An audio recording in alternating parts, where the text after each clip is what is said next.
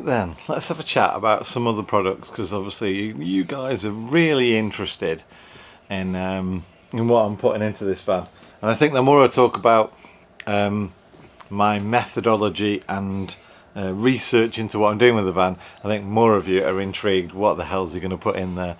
So rather than spill the beans at the end in some sort of like mega tour video, which will be lost because there'll be so much detail in there, I'll just split it up now every now and again. So 5G router. That is the 5G router I'm using, and it's actually a router for the house. But it comes with a 12 volt power supply, so the plug that goes in the 3-pin plug in the house is actually 240 to 12 volts, which means that I can put it in my van 12 volt supply without a problem. Why have I gone for a domestic one? Well, actually I bought the Netgear mobile 5G router, and it was rubbish. It would drop signal, the speed would, you'd have to reboot it every 10 minutes, the speed would decrease, you couldn't connect to it some days.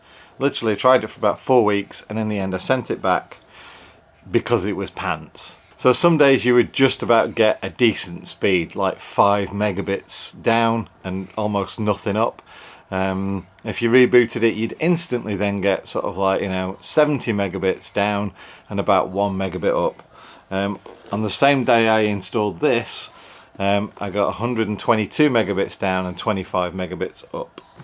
Megabits per second, by the way.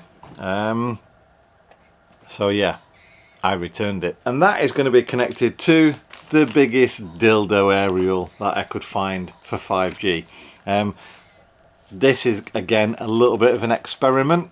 It is quite large, but I do fancy trying to extend the possibilities of getting 5G everywhere because of the speed, just to annoy everyone that's gone out and bought a Starlink, really.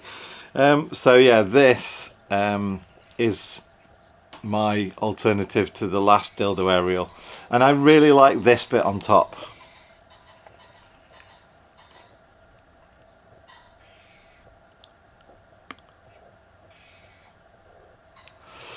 So yeah, note, you can be killed if this product comes near electrical power lines. So it's a MIMO aerial, which means it's got multiple inputs, multiple outputs, 2 in this case. It's 4G and 5G compatible with all the bands that EE uses in the UK and other networks use across Europe, obviously, that I can then use on my EE SIM card. It's also got a slight gain to it as well, although the gain obviously is the fact that it's huge and stuck up over the roof. It's got a little bracket for it, and I'll probably mount it on my roof rack somewhere, albeit it's quite weighty, so I can imagine this is going to take a little bit of thought process to how to mount this, so that it doesn't you just blow over in the wind. But that is the antenna that I'm going to try and use. Again, none of this that I'm telling you right now, so this as well and this is a review video. I'm just telling you what I'm going to be putting in. I intend to install this in the Airbnb somewhere, temporarily obviously, and then I'll let you know if it improved the signal or if it improved the quality of the data connection, because if it didn't, then it's going and I'll get something a bit more convenient. But if it does increase it significantly, then yeah, I'm just gonna live with it some way. Maybe like a little bracket that spins up when I stop, and I can make it go vertical. The next one is my CCTV system. So this is a 4-camera CCTV system. So you get 4 cameras like that. So they're quite discreet. They're night vision as well, all built into there. Those are obviously going to sit on the roof, and they all connect to this, quite a big screen. Went for a bigger screen so that I'm going to do the same as I did last time. I'm going to have a camera that points at the screen. So this time, bigger screen, more clarity. So when I remotely view through the wireless camera, hopefully I'll have more detail of what's going on. The other beauty about this system is it records as well, so there's an SD card slot in the back there, so it'll record everything from each camera as an independent stream to the SD card. And again, the kit comes with all the connections and wires and harnesses and everything like that. It's even got trigger points as well, so you can have trigger points to say that, you know, if the camera over the side door gets triggered by motion, and then you've got a trigger wire which can then you know, send an alarm off, or, you know, make a beeping noise outside. So this kit will be installed pretty soon actually, because as soon as I fit the solar panel on the roof and get all the glands up there, I'm going to fit the CCTV, and I've also got some lights, but I'll talk about the lights on a future video. And then the other product, quite looking forward to this one too actually. Yeah, Super Springs. So this is a Super Springs kit by Road Vans, and I saw this being installed by Aiden Urban Arc Overland, and this made some amazing height differences and ride differences to his van that he was building at the time. So yeah, I wanted him for my van as well.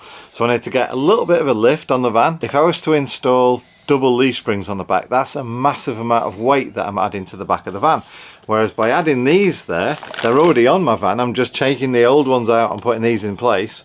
So there's probably only a tiny little bit of difference in weight, but I'm going to get the advantage of the HD springs in a more convenient package. So these fit inside the coils on the front, just so the coils are actually standing slightly higher. They don't compress as much. So they fit in between the coils, and that raises the height of the van slightly, and obviously gives you a little bit stiffer handling as well. And that's who supplied them. Is it time to make your dream van a reality? Yes it is, thank you. So yeah, that kit's probably going to be installed whenever I've got a day where I can't work on the van. Maybe I'll be waiting for some of the insulation to stick fully while I'm doing something else, so I'll jack up underneath and swap those out. But again, that's going to be in a different video. I just wanted to show you now because people have been asking about, are you going to be doing the double leaf springs on the back? What are you doing for your 5G, and what are you doing for your security camera system? Again, if you've got any questions about what am I doing for this, what am I doing for that, then just ask in the comment section. If there's enough interest in a particular subject, then I'll let everybody know. Right, so now is the trickiest bit. Now I've only got a few days between the worky weekend in Nottingham and the worky weekend in Birmingham at the NEC show with my rider. Yeah, so we're going to be at the motorhome and caravan show at the NEC. So yeah, if you do come and see us, hi, say hi. But as soon as that show's finished, I need to get cracking on this van to get it insulated. I may vlog from the show, may not. It all depends on how busy it is and everything else. Yeah, you're gonna have to tune in and find out, aren't you? Catch you in the next one. Bye. Tune in. You remember them days? Tune in.